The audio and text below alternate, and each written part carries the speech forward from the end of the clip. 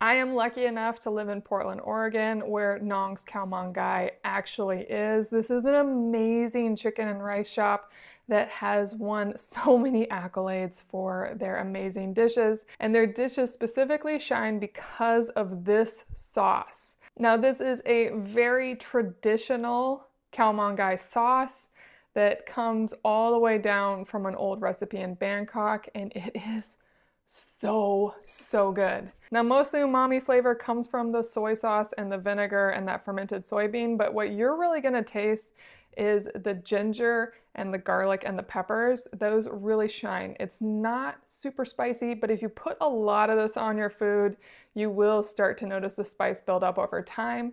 We put this on everything, specifically chicken and rice dishes. I like to remake Nong's Khao dish at home, but my family loves this really on any rice dish. It adds so much flavor. If a dish is even slightly bland, you pull this out and put it on, and all of a sudden that dish is going to sing. So if you can get these on Amazon, jump on it. They're not always available, and you're going to love them. We can't live without them. We always have 2 in the fridge, so we never run out. Nong's Khao